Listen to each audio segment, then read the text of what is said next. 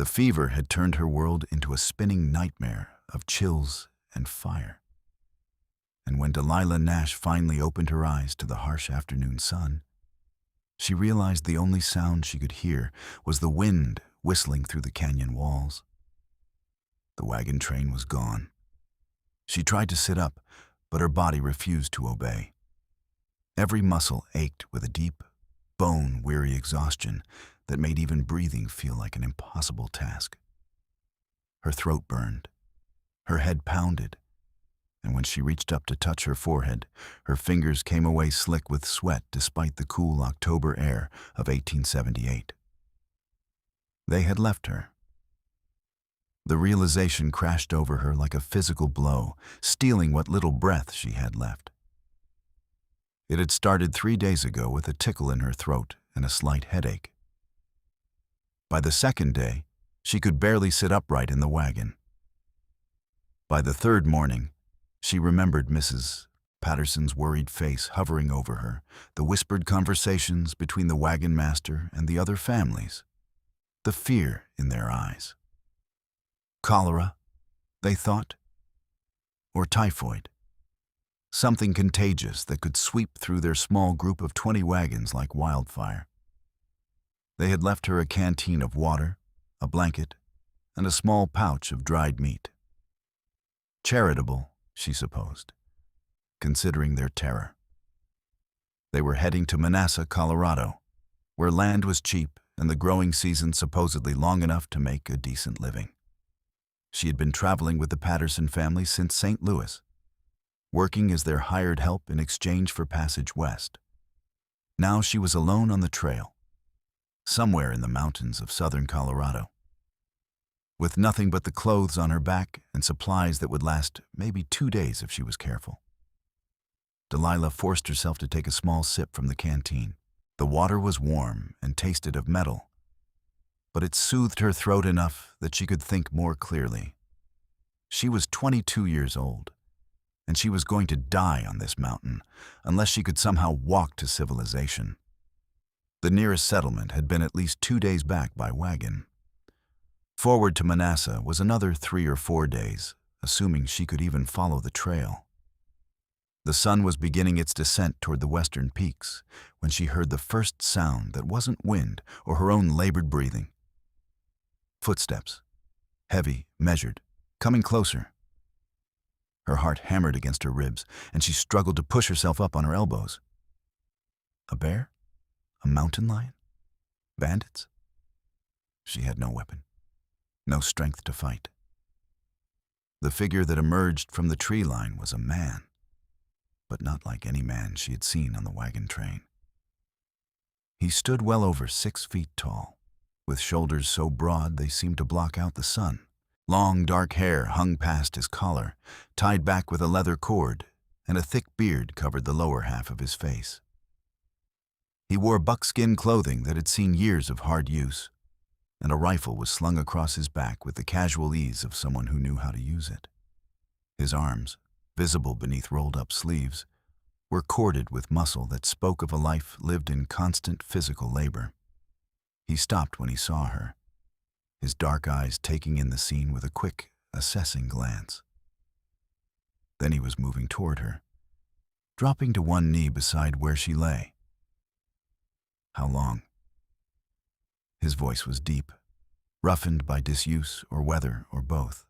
They left yesterday morning, I think, Delilah whispered. Maybe longer. I cannot remember. He placed the back of his hand against her forehead, and his touch was surprisingly gentle for such large hands. You are burning up. Can you ride? I do not think I can walk. Without another word, he slid his arms beneath her and lifted her as though she weighed nothing at all. The world spun sickeningly, and she closed her eyes against the nausea. She felt him draping her blanket around her shoulders, heard him gathering her few possessions, and then they were moving.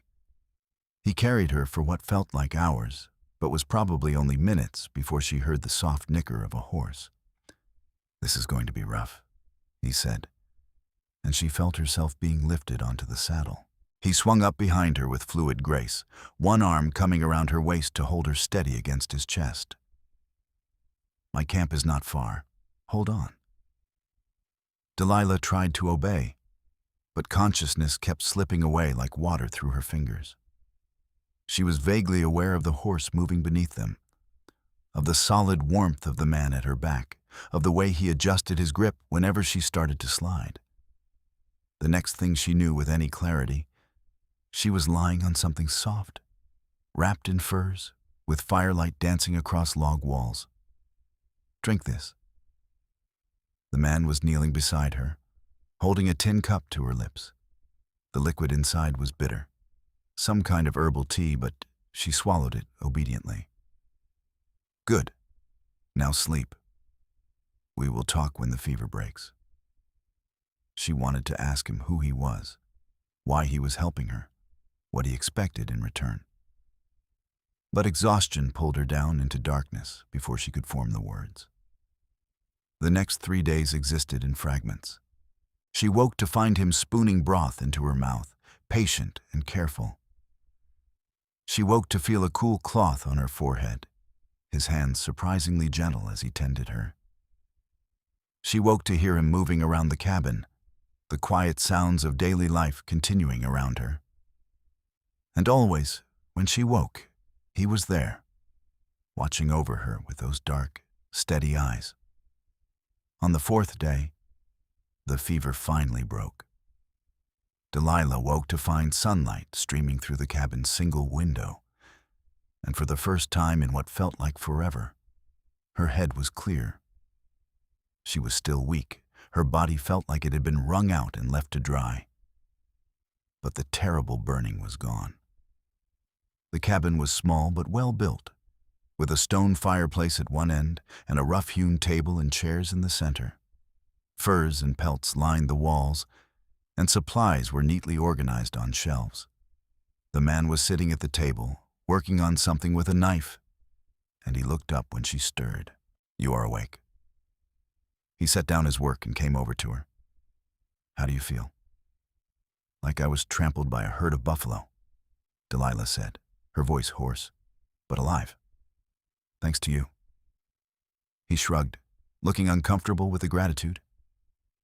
"You were not dying. Just needed rest and fluids. Your wagon train panicked over nothing. You had mountain fever, not cholera." "Mountain fever?" "Common enough at this elevation, especially for flatlanders not used to the air up here. Knocks you down hard for a few days, but it passes." He handed her a cup of water. "Drink slowly. Your stomach needs to adjust." She sipped the water, studying him over the rim of the cup. In the clear light of day, she could see he was younger than she had first thought, maybe 30 at most. His face, beneath the beard, was weathered but handsome, with strong features and eyes that held a depth of experience that made him seem older. "What is your name?" "Hawthorne Lockwood. Most folks who know me call me Hawk." "Delilah Nash. Most folks call me Delilah." She managed a weak smile. "Thank you for saving my life, Hawk." "You already thanked me." He moved back to the table and returned with a bowl of something that smelled savory and rich. "Think you can manage some stew? You need to get your strength back." The stew was venison, seasoned with wild herbs and root vegetables, and it was the most delicious thing Delilah had ever tasted. She ate slowly, her stomach protesting after days of nothing but broth and tea, but it felt good to have real food again. Hawk watched her eat with the same careful attention he seemed to give everything, and she found herself wondering about this strange, solitary man who lived alone in the mountains. "How did you find me?" she asked between bites. "I was tracking an elk. Saw the wagon train pass through 2 days before, then spotted their trail again and noticed they had left something behind. Did not realize it was a person until I got closer." His jaw tightened. Cowards, leaving a sick woman alone like that.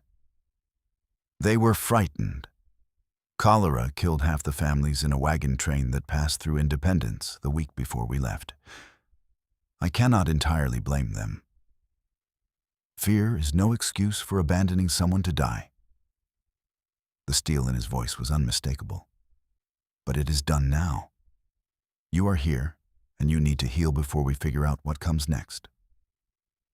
What came next? The question hung in the air between them. Delilah had no money, no family waiting for her in Manasseh. Nothing but the clothes on her back and the small bundle of possessions that now sat in the corner of Hawk's cabin. She had been planning to find work as a seamstress or a cook once the Pattersons reached their land claim. But that plan had died the moment they left her on the trail. "I will not impose on you longer than necessary," she said carefully. "Once I am strong enough to travel, I can make my way to Manasseh and find work there." Hawk was quiet for a long moment, his eyes studying her face. "Manasseh is 3 days hard riding from here, longer on foot. Winter comes early in these mountains. First snow usually hits by mid-November, and it is already the 10th of October. Then I had better recover quickly." Something that might have been admiration flickered in his eyes. "You have spine. I will give you that." He stood and began clearing away the empty bowl. "But there is no rush. Stay until you are fully strong. I have plenty of supplies, and the company is not unwelcome." Over the following days, Delilah's strength returned slowly but steadily. Hawk was a surprisingly attentive caretaker, making sure she ate regular meals, drank plenty of water, and did not push herself too hard too fast. He had a quiet competence about him that was deeply reassuring. The confidence of a man who knew how to survive in this harsh landscape and had been doing so for years. She learned that he had been living in these mountains for the better part of 5 years, trapping in the winter and hunting in the summer. He had built this cabin himself on a small plateau with a spring-fed creek running nearby, surrounded by pine forests that provided both shelter and game. He made the trip down to Manasseh twice a year to trade his furs and stock up on supplies he could not make or hunt himself. But otherwise, he lived a solitary existence. "Do you not get lonely?" Delilah asked one evening as they sat by the fire. She was finally strong enough to sit up for extended periods, wrapped in a fur blanket in the chair while Hawk worked on repairing a leather harness. He considered the question seriously. "Sometimes. But I prefer the company of mountains and animals to most people. Too much noise and foolishness in towns. What brought you up here in the first place?" His hand stilled on the leather, and for a moment she thought he would not answer. Then he said, "I was a scout for the Army, down in Arizona Territory. Saw things, did things, that made me question whether I wanted to be around people at all anymore. When my enlistment was up, I came north and kept going, until I found a place that felt right." He resumed his work, his voice carefully neutral. "This mountain felt right." Delilah heard what he was not saying, the weight of experiences he chose not to share. She had her own ghosts, her own reasons for heading west, with nothing but hope and determination. Her parents had died of influenza when she was 19, leaving her alone in St. Louis with no family and few prospects.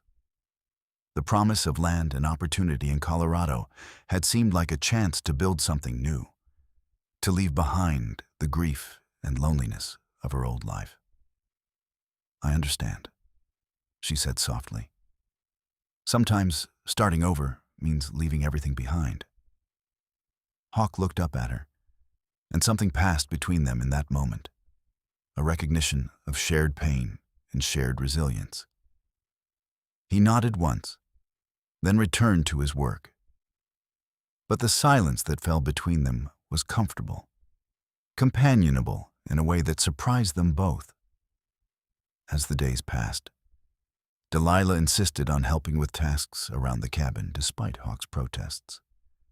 She was not accustomed to idleness, and sitting around while someone else did all the work made her restless. She started with small things, mending his clothes, which were in desperate need of repair, organizing the supplies, preparing meals. Hawk clearly had basic survival skills when it came to cooking, but his repertoire consisted mainly of variations on roasted meat and boiled vegetables. "This is incredible," he said after the first meal she prepared. A proper stew with dumplings made from his stores of flour and lard. "Where did you learn to cook like this?" "My mother ran a boarding house in St. Louis. I grew up learning how to feed a dozen hungry men 3 times a day on a limited budget." Delilah smiled at the memory. She could make a feast out of almost nothing. "She taught you well." Hawk scraped his bowl clean and looked hopefully at the pot. "Is there more?" She laughed and ladled him a second serving, pleased by his enthusiasm. It felt good to be useful again, to have skills that mattered. The cabin began to feel less like a temporary shelter and more like a home as she added her touches.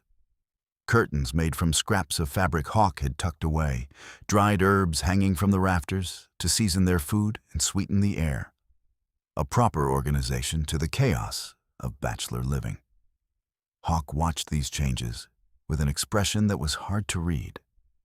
Sometimes she caught him staring at the curtains or the neatly arranged shelves with something like wonder, as though he had forgotten what it was like to live in a space that was cared for rather than merely functional. Other times, she saw a flash of something darker in his eyes, a fear or uncertainty that disappeared the moment he realized she was looking. 2 weeks after Hawk had found her, Delilah was finally strong enough to venture outside the cabin. The mountain air was crisp and clean, scented with pine and the first hint of coming snow. The view from the plateau was breathtaking, with forested slopes stretching in every direction and distant peaks already capped with white. "It is beautiful," she breathed, turning in a slow circle to take it all in. "How did you ever find this place?" "Luck, mostly." Hawk stood beside her, his hands tucked into his pockets. "I was following a game trail and stumbled onto the plateau. The spring meant reliable water, the forest meant shelter and fuel, and the elevation meant most predators would not bother with the climb. It seemed like a good spot to build." "It is more than good. It is perfect." She walked to the edge of the plateau, where the ground dropped away in a steep slope. Below, she could see the glint of water where a larger creek wound through the valley. "Is that where you fish?" "Sometimes. There is a better spot about a mile east, a pool where the trout gather. I can take you there if you are up for the walk." They went the next day, following a narrow trail through the forest. Delilah's legs were shaky after so long confined to the cabin, but the exercise felt good, and the chance to explore this mountain wilderness was too tempting to resist. Hawk walked ahead of her, moving through the trees with the silent grace of someone completely at home in the wild. He pointed out animal tracks in the soft earth, identified bird calls, showed her which plants were edible and which were poisonous. The fishing pool was everything he had promised.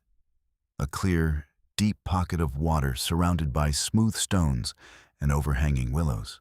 Hawk produced fishing line and hooks from his pack and showed her how to bait the hook with grasshoppers caught in the meadow nearby.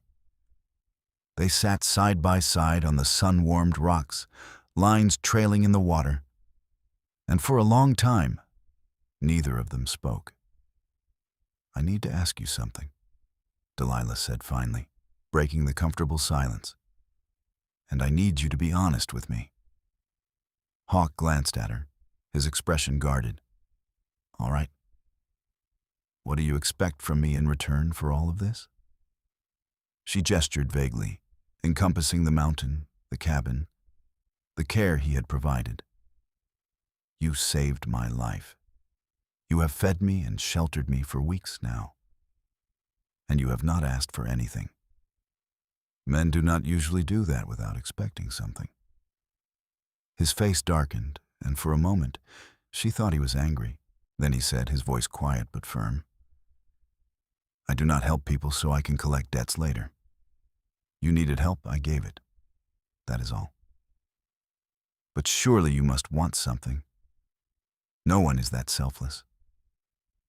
Hawk was quiet for a long moment, his eyes on the water. When he spoke, his voice was rough with emotion. "My sister died on a wagon train heading to California. She got sick, and the people she was traveling with left her behind, just like yours did to you. By the time someone found her, it was too late."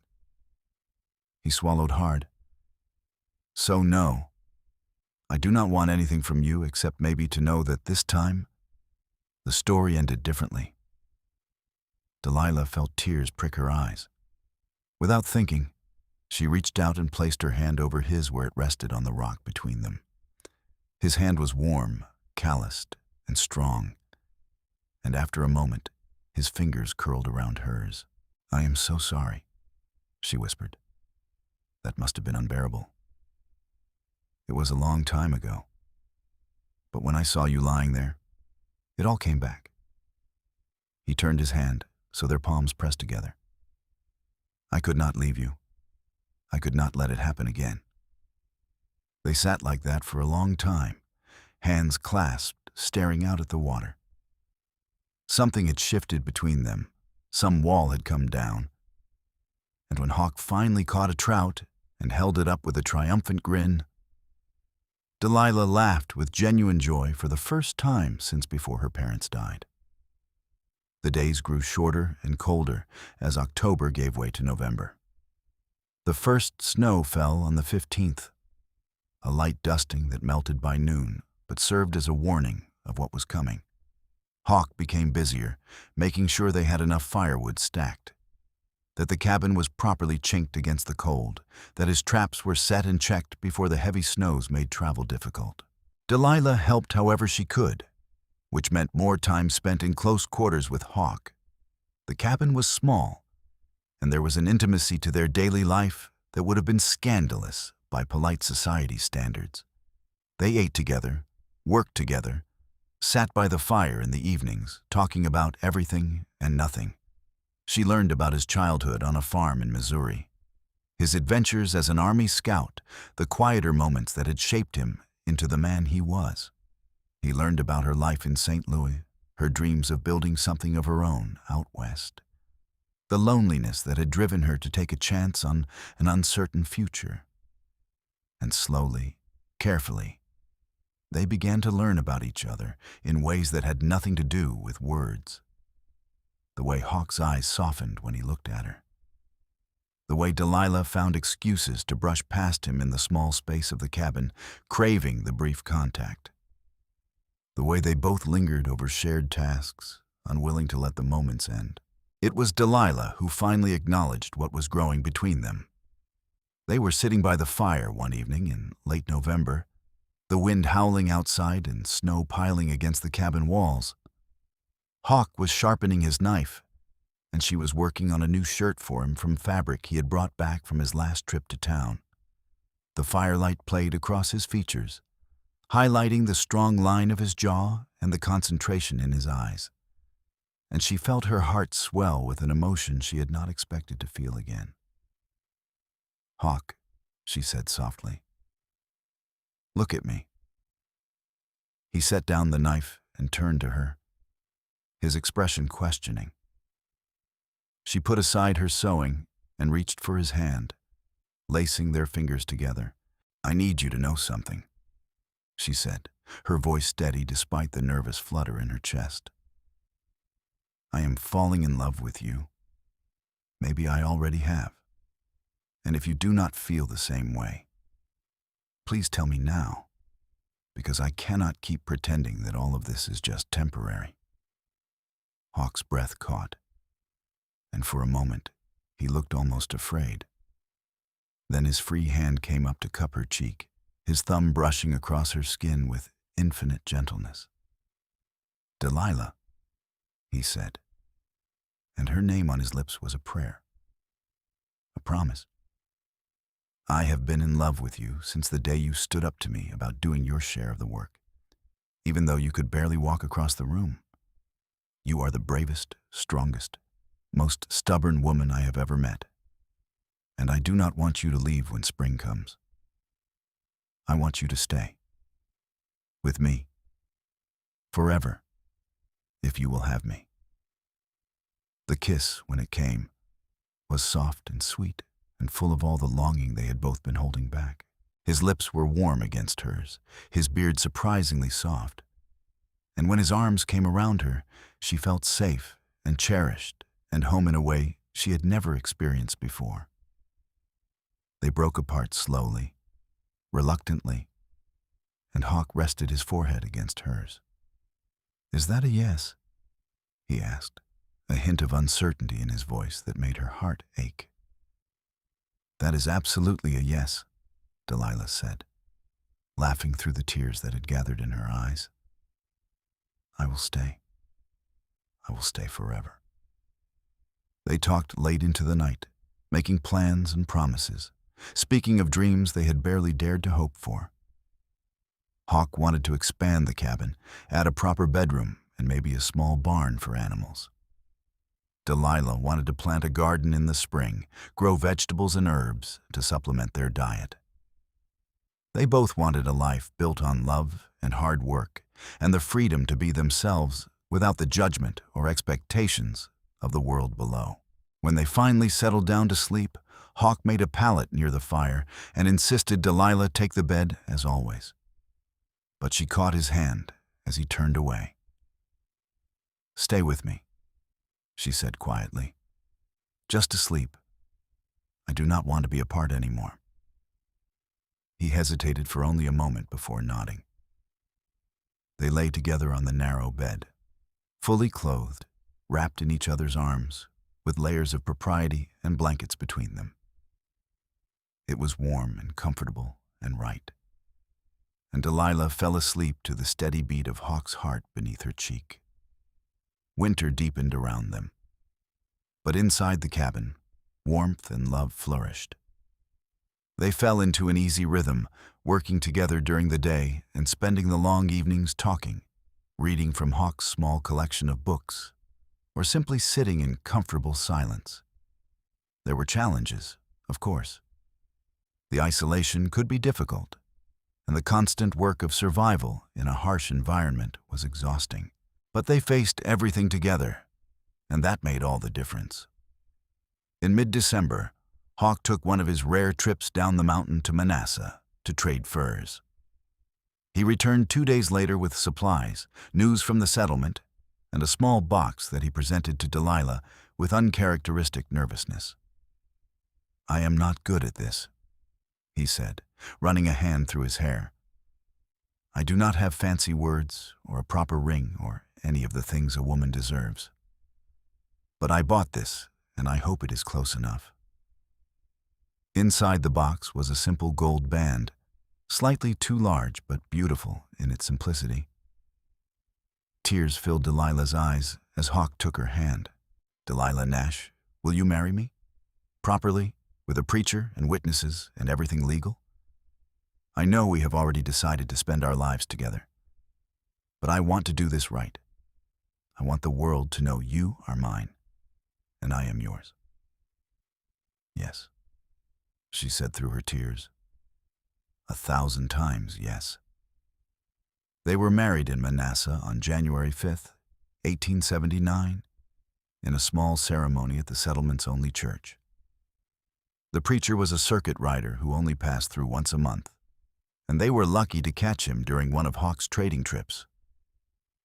The few settlers who attended were curious about the mountain man who rarely spoke, and the pretty young woman who looked at him like he hung the moon. Hawk wore his cleanest buckskins and had trimmed his beard, and Delilah wore a simple blue dress she had made from fabric Hawk bought specifically for the occasion. When the preacher pronounced them man and wife, and Hawk kissed her in front of God and witnesses, Delilah felt a joy so profound it nearly overwhelmed her. This was not the life she had planned when she left St. Louis. It was infinitely better. They spent their wedding night in a rented room at the settlement's boarding house, a luxury after months in the wilderness. Hawk was gentle and patient, and Delilah felt cherished and loved as they came together as husband and wife. In the morning, they bought more supplies, including window glass for the cabin expansion Hawk planned to start in spring, and headed back up the mountain to their home. The rest of the winter passed in a haze of contentment. They talked about the future, about the children they hoped to have, about growing old together on their mountain. Hawk taught Delilah to shoot, patiently correcting her aim until she could hit a target with reasonable accuracy. She taught him to read better, working through the books he owned and helping him sound out unfamiliar words. They learned each other's bodies with the wonder of newlyweds, discovering what brought pleasure and joy, building an intimacy that went far beyond the physical. Spring arrived in late March with the sound of snowmelt rushing down the mountain and the first brave wildflowers pushing through the muddy ground. Hawk began work on the cabin expansion, and Delilah started clearing and preparing her garden plot. They worked from dawn until dusk, exhausted but happy, building their life one log and one seed at a time. By May, the new room was finished, properly furnished with a real bed frame Hawk had built and a window that let in the morning sun. The garden was planted with seeds they had bought in Manasseh, neat rows of vegetables and herbs that Delilah tended with optimistic care. They had 3 chickens now, purchased from a settler who was giving up and heading back east. And the eggs they provided were a welcome addition to their diet. In July, Delilah realized she was pregnant. The signs were unmistakable. The nausea that struck in the mornings, the exhaustion that made even simple tasks feel overwhelming. The changes in her body that she recognized from helping her mother care for boarding house guests who had been expecting. She waited to tell Hawk until she was certain. And when she finally shared the news one evening after dinner, his reaction was everything she could have hoped for. He swept her into his arms with a whoop of joy, spinning her around until she was dizzy and laughing. Then he set her down carefully, his hands gentle on her face as he kissed her with a tenderness that made her heart ache. "A baby," he breathed, his eyes bright with unshed tears. "We are going to have a baby." "In late February or early March, I think," Delilah said, placing her hand on her still flat stomach. "Are you ready to be a father? With you as the mother, I am ready for anything." He dropped to his knees and placed his ear against her belly, as though he could already hear the heartbeat within. "Hello in there, little one. This is your father. I promise to do my best by you and your mother, even when I make mistakes. We are going to have such adventures together." Delilah ran her fingers through his hair, love overwhelming her. This man, this strong, fierce, gentle man, was going to be a father. Their child would grow up surrounded by love and beauty, learning the ways of the wilderness and the ways of the heart. It was more than she had ever dared to dream. The pregnancy progressed smoothly despite Delilah's initial worries about being so far from medical help. Hawk was attentive to the point of being overprotective, insisting she rest more and work less, constantly checking to make sure she was comfortable and well fed. She tolerated his fussing with amused patience, knowing it came from a place of love and barely concealed terror. In September, they made a trip down to Manasseh so Delilah could meet the settlement's midwife, a capable woman named Mrs. Henderson, who had delivered most of the babies born in the area for the past 20 years. She examined Delilah, pronounced her healthy and the baby strong, and gave her advice for the coming months. She also extracted a promise from Hawk that he would bring Delilah down to the settlement at least a month before her due date, so she would be close to help when her time came. "I have delivered babies in worse conditions than a mountain cabin," Mrs. Henderson said, fixing Hawk with a stern look. But I am not as young as I used to be, and that climb in the middle of winter would be hard on these old bones. Bring your wife to town in January, and she can stay with me until the baby comes.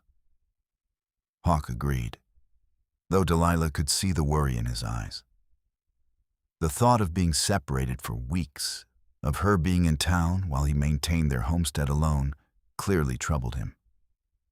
But they both knew it was the safest option, especially with it being their first child. As fall progressed and Delilah's belly grew rounder, they worked together to prepare everything for the baby's arrival. Hawk carved a beautiful cradle from pine, sanding it smooth and rubbing it with oil until it glowed. Delilah sewed tiny clothes and blankets, her heart full of anticipation every time she imagined holding their child.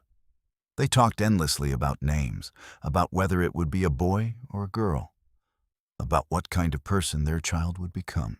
The first heavy snow fell in mid-November, and they settled into the quiet rhythm of winter. Delilah was large and uncomfortable now, her back aching and her sleep restless. But she had never been happier. Hawk was endlessly patient with her mood swings and physical discomfort, rubbing her feet when they swelled, making her favorite foods when her appetite was finicky, holding her when she cried for no reason other than the overwhelming emotions of carrying a new life. In early January, true to their promise, they made the journey down to Manassas. The trip was slow and careful, with Hawk leading his horse and Delilah bundled in furs against the cold. They stayed with Mrs. Henderson, who had a small house at the edge of the settlement with a spare room she kept for expectant mothers from the outlying areas. The separation was hard on both of them. Hawk made the trip up and down the mountain twice a week to check on Delilah, but it meant long days of travel and nights spent apart. They both bore it because they had to. But every reunion was bittersweet, full of desperate affection and the knowledge that they would soon have to part again. On February 23rd, 1880, Delilah went into labor. It was a long, difficult process that lasted through the night and into the next day. Hawk paced the small house like a caged animal, terrified by the sounds of pain coming from the bedroom where Mrs. Henderson attended his wife. When the midwife finally emerged, tired but smiling, he nearly knocked her over in his rush to get past her. Delilah lay exhausted in the bed, her hair damp with sweat and her face pale, but her smile when she saw him was radiant. In her arms, wrapped in the blanket she had sewn, was a tiny baby with a shock of dark hair and a surprisingly strong grip when Hawk offered his finger. "It is a boy," Delilah said softly. "A healthy, perfect boy. What do you think of Henry? After your father?" Hawk could not speak past the lump in his throat. He gathered his wife and son into his arms, holding them both as carefully as glass, and let the tears fall freely. He had been alone for so long, had convinced himself he would always be alone, and now he had this. A wife who loved him, a son who would carry his name, a family of his own. "Henry is perfect," he finally managed. "You are perfect. Both of you." They stayed in Manassas for 3 more weeks, while Delilah recovered her strength and they adjusted to life with a newborn. Little Henry was a good baby, nursing well and sleeping in reasonable stretches, though the nights were still exhausting. Hawk was a natural father despite his fears, patient with the crying and surprisingly skilled at soothing their son when Delilah was too tired to function. When they finally made the journey back up the mountain in mid-March, it felt like coming home. The cabin was cold and needed airing out, but Hawk soon had a fire roaring and the space warming. Delilah settled into the rocking chair Hawk had made during one of his trips back to the homestead, nursing Henry while watching her husband move around their home with quiet efficiency. "We did it," she said softly. "We built a life." Hawk came to stand beside her, his hand resting on her shoulder as he looked down at their son. We did, and it is only the beginning. The first year with Henry was a blur of sleepless nights and endless wonder. They watched him grow from a helpless infant into a curious baby who grabbed at everything within reach and laughed at the simplest things. Delilah managed the household and the baby, while Hawk hunted and trapped and maintained their homestead. But they made sure to share the load whenever possible. Hawk would take Henry on short walks through the forest, pointing out birds and animals, while Delilah caught up on sleep or work. Delilah would hand off the baby when she needed to focus on cooking or cleaning, and Hawk would talk to his son in that deep, gentle voice, telling him stories about the mountain and the life they were building together. By the time Henry was walking, Delilah was pregnant again. This time, the pregnancy was easier, her body knowing what to expect, and their second son was born in January of 1882 with significantly less drama than the first. They named him Daniel, and he had his mother's green eyes and a calm temperament that contrasted sharply with Henry's boundless energy. The years flowed by in the way years do when life is full and purposeful. They expanded the cabin again, adding a loft where the boys could sleep as they grew older. The garden flourished under Delilah's care, and they added goats for milk and more chickens for eggs. Hawk taught the boys to hunt and fish, to respect the wilderness and understand its ways. Delilah taught them to read and write, using the small collection of books they acquired on their twice-yearly trips to Manasseh and the lessons she remembered from her own childhood. In 1885, when Henry was 5 and Daniel was 3, Delilah gave birth to their third child, a daughter they named Dorothy. She was tiny and fierce, with her father's dark hair and a will that quickly became apparent.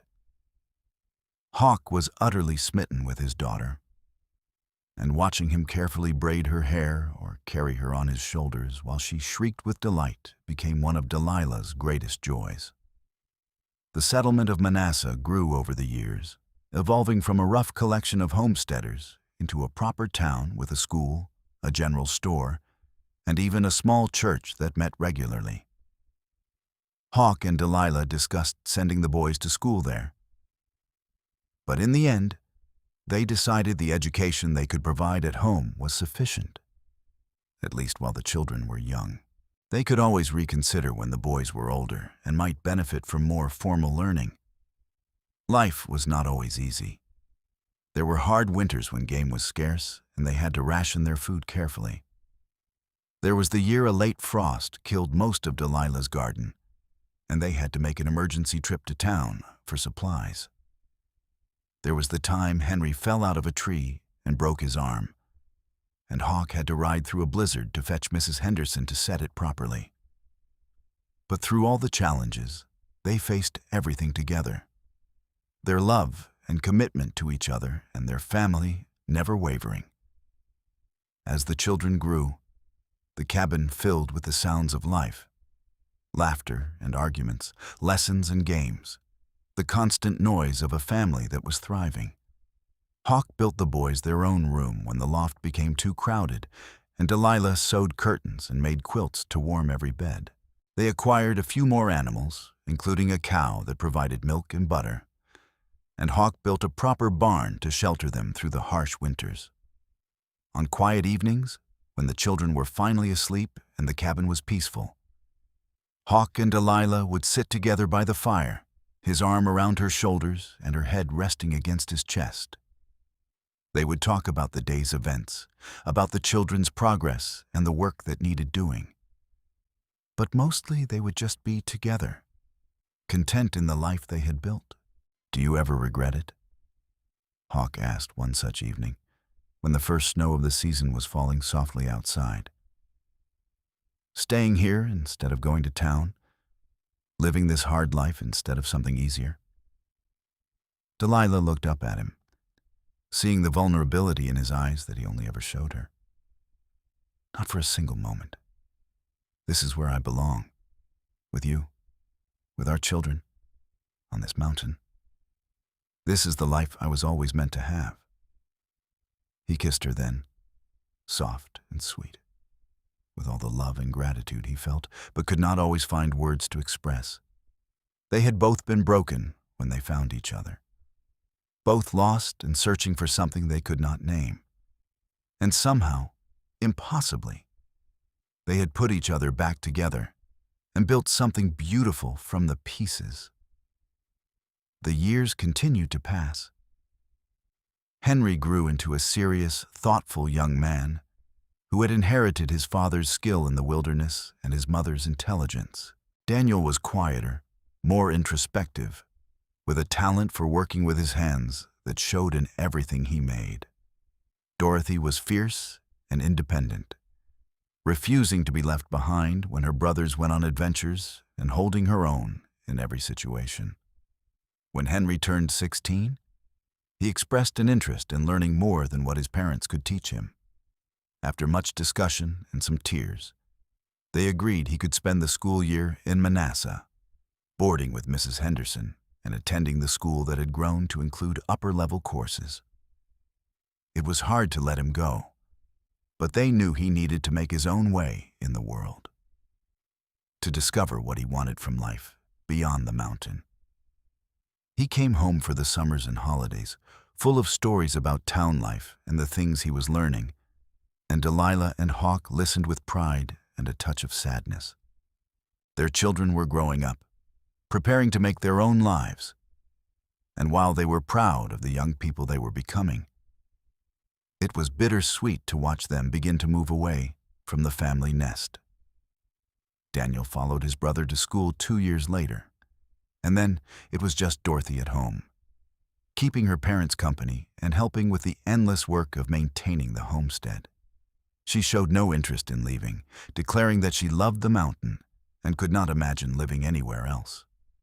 In the fall of 1897, when Delilah was 41 and Hawk was 49, Henry came home with news.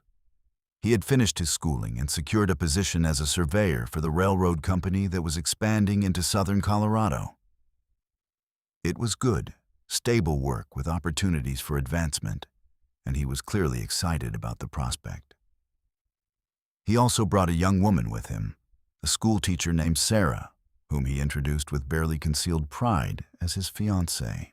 The wedding was held the following spring in Manassas, with the entire family in attendance. Watching her eldest son take his vows, Delilah felt the strange mix of joy and loss that comes with major life transitions. Hawk squeezed her hand, understanding without words, and she leaned into his solid presence, grateful as always for his strength. Daniel announced his own plans shortly after Henry's wedding. He wanted to open a furniture-making business in Manassas, creating the kinds of carefully crafted pieces that were in high demand as the town grew more prosperous. He had been apprenticing with a carpenter in town during his school years and had developed considerable skill. With Hawk's help, he built a workshop on the edge of town and began taking commissions. Dorothy, true to her word, showed no interest in leaving. At 17, she was as wild and free as the mountain itself, spending her days exploring the wilderness and helping her parents with the homestead.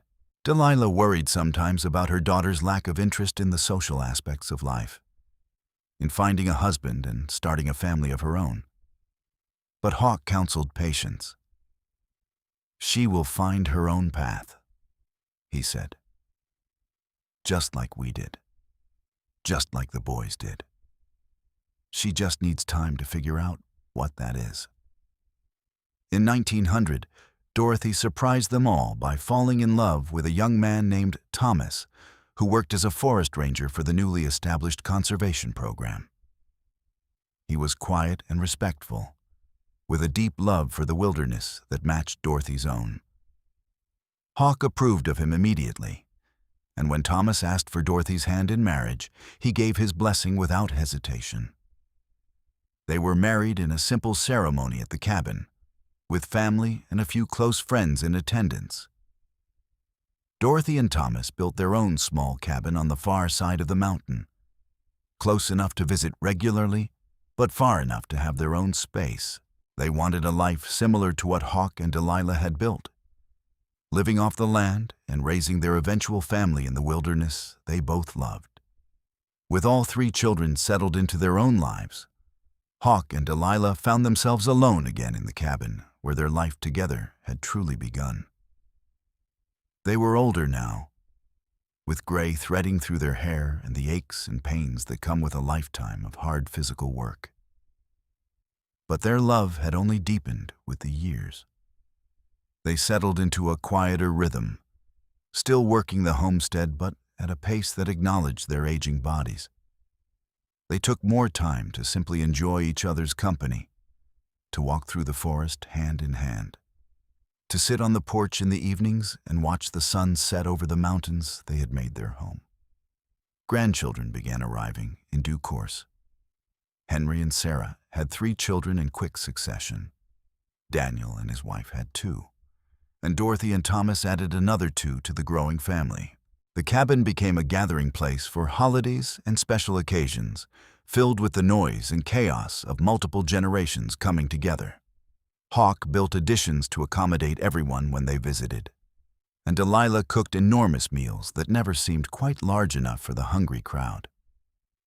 Watching Hawk with his grandchildren, seeing the gentle patience with which he answered their endless questions, and the pride in his eyes when they learned new skills, Delilah fell in love with him all over again.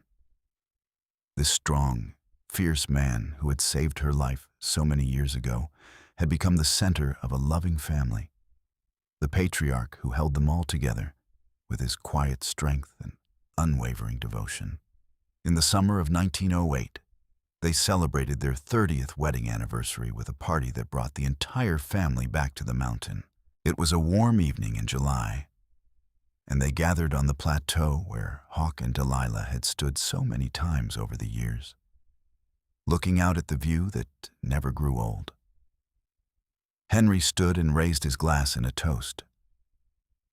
To my parents, who taught us what love and commitment really mean, who built a life from nothing and never gave up, no matter how hard things got, who showed us that home is not a place, but the people you choose to share your life with. Everyone raised their glasses, echoing the sentiment, and Delilah felt tears streaming down her face.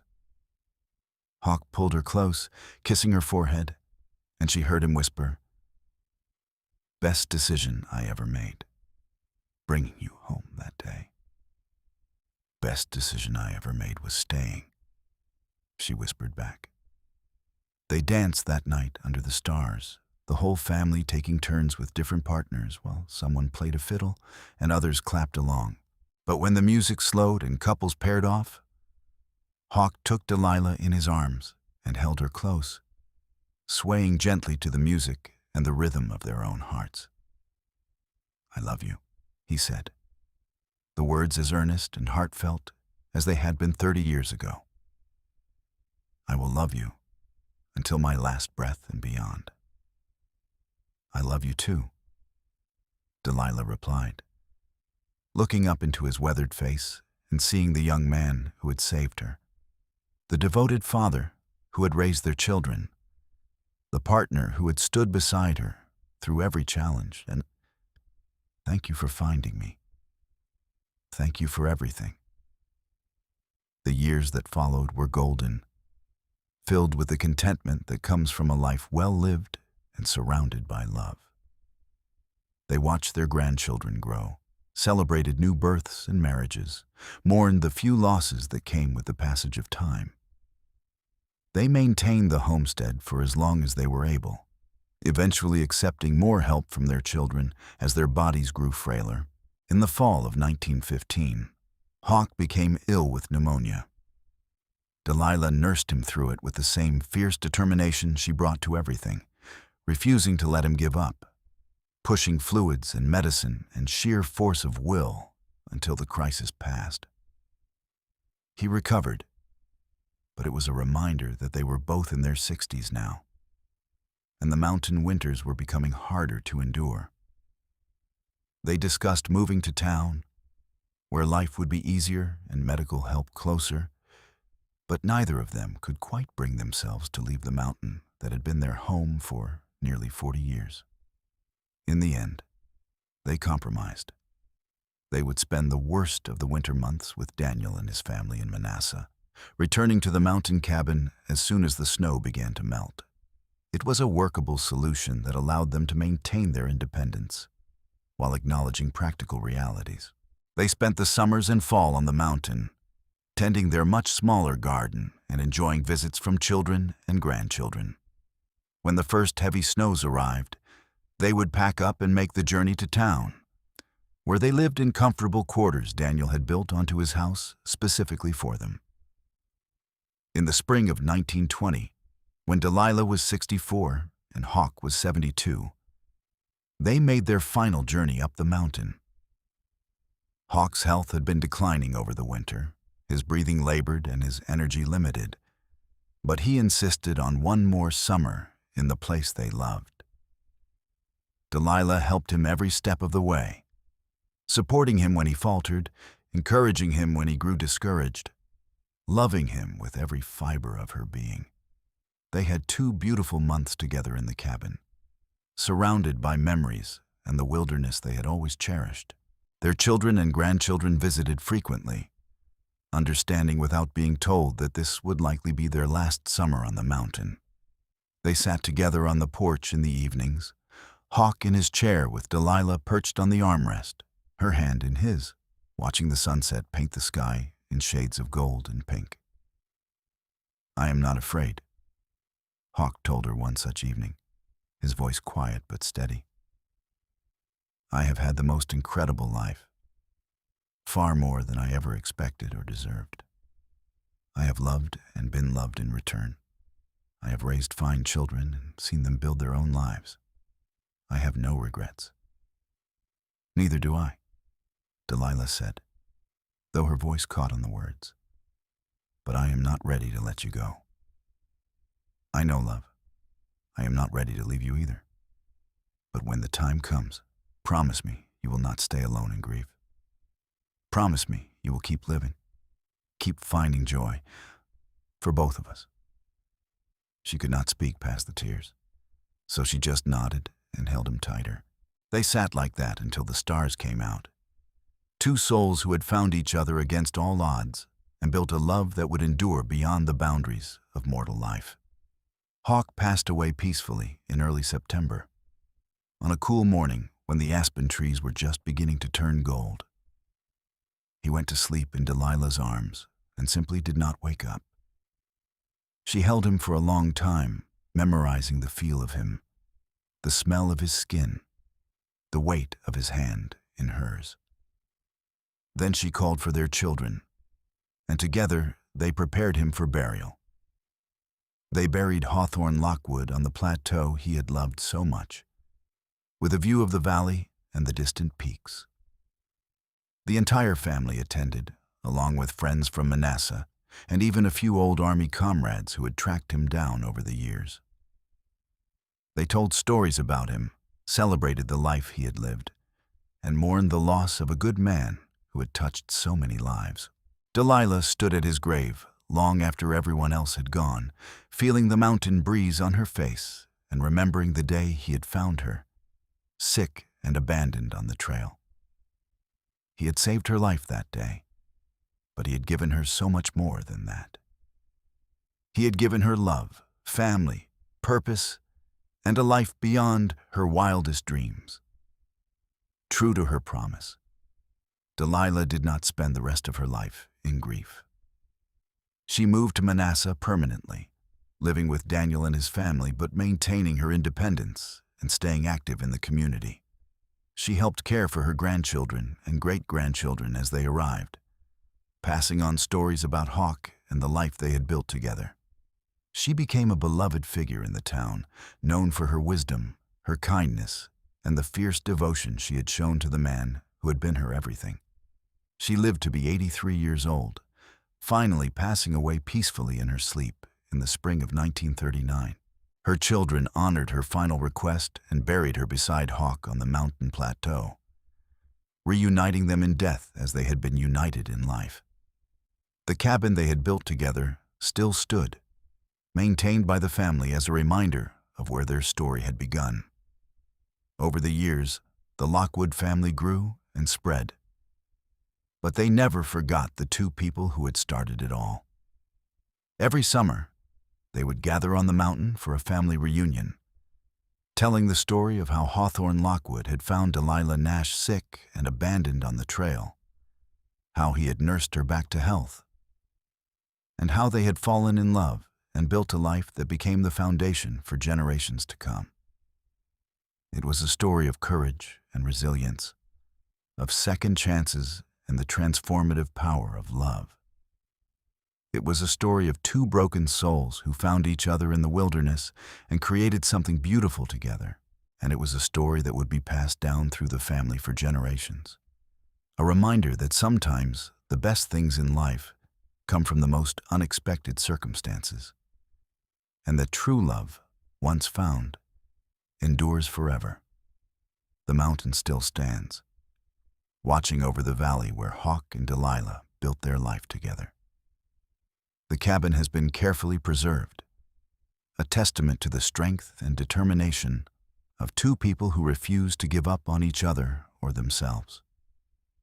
And on quiet evenings, when the wind whispers through the pine trees and the sunset paints the sky in shades of gold, some say you can still feel their presence there. Two souls forever bound together in the wilderness they called home.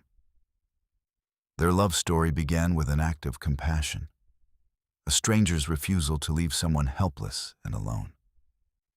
It grew through shared hardship and mutual respect, through laughter and tears, through the everyday moments that make up a life. And it endured through decades of joy and sorrow, triumph and loss, always anchored by the unwavering commitment they made to each other on that January day in 1879, when they stood before God and promised to love each other forever. The wagon train that left Delilah to die on the trail could never have imagined the legacy that would grow from their cruel abandonment.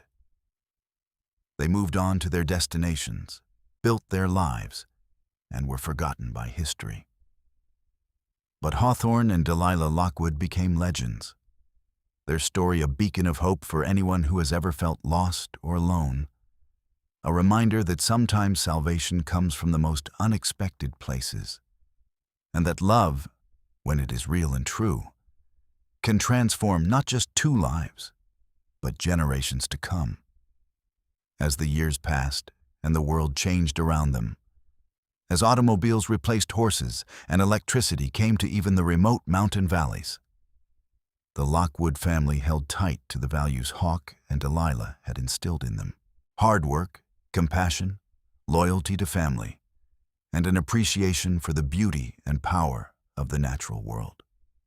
They told their story at weddings and funerals, at family gatherings and quiet moments by the fire, ensuring that future generations would know where they came from and what it meant to truly love another person. The gold band Hawk had given Delilah became a family heirloom, passed down through the generations to be worn by brides on their wedding days. The cradle he had carved for Henry held dozens of Lockwood babies over the years. The cabin on the mountain became a place of pilgrimage, where family members went to connect with their roots and remember the two people who had started it all. And so the story lives on, a testament to the enduring power of love and the strength of the human spirit. It began with a fever and a mountain man with a kind heart. It grew into a partnership that weathered every storm, and it ended, as all good love stories do, with two souls who found in each other everything they had been searching for, and who left behind a legacy of love that would outlast them both. Hawthorne Lockwood had been alone on his mountain, content in his solitude, but carrying the weight of past sorrows. Delilah Nash had been sick and abandoned, facing death on a cold trail with nothing but fear and regret. Together, they found healing, purpose, and a love so deep and true that it changed everything. Their story is a reminder that it is never too late for a second chance, that sometimes the worst moments in our lives lead us to the best, and that when two people choose each other and commit to building a life together, they can create something that will echo through eternity. The mountain remembers, the valley remembers, and the Lockwood family, spreading out across Colorado and beyond, remembers. They remember the wagon train that left a sick woman to die. They remember the mountain man who refused to let that be the end of her story. And they remember the love that grew from that moment of compassion, a love that built a family, a legacy, and a legend that will never be forgotten. This is the story of Hawthorne and Delilah, mountain man and abandoned traveler, strangers who became partners, who became lovers, who became everything to each other. It is a story of the American West, of hard lives lived in beautiful places, of the courage it takes to start over and the strength required to keep going when everything seems impossible. But most of all, it is a love story, pure and simple, about two people who found each other when they needed it most and who built a life together that was worth every hardship, every challenge, every moment of doubt or fear. They are gone now, both of them, buried side by side on the mountain where their love story unfolded. But their legacy endures in the children and grandchildren and great-grandchildren who carry their blood and their values. It endures in the stories told around family dinner tables and campfires, in the cabin that still stands as a monument to their determination, in the very landscape they loved and nurtured. And somewhere, perhaps, in the wind that still whispers through the pine trees and the sunset that still paints the sky gold, Hawthorne and Delilah Lockwood continue their eternal dance. Two souls who found each other against all odds and who proved that love, real love, truly does conquer all. Their story began with sickness and abandonment, but it ended with healing and devotion, with a family that grew from their love and carries forward their memory, ensuring that what they built together will never truly die. This is how legends are born, from the quiet moments of compassion and courage that most people never witness. This is how families begin, with two people who choose each other and refuse to let go. And this is how love endures, not just in the moment, but through all the years that follow, rippling out to touch lives that have not even been born yet. The wagon train left Delilah Nash sick on the trail, expecting her to die alone and forgotten. But Hawthorne Lockwood found her days later and nursed her back to strength. And from that act of kindness grew a love story for the ages, a testament to the power of second chances and the miracle of finding your person in the most unlikely of circumstances. They lived, they loved, they built something beautiful together, and they left the world better than they found it. What more could anyone ask from a life well lived?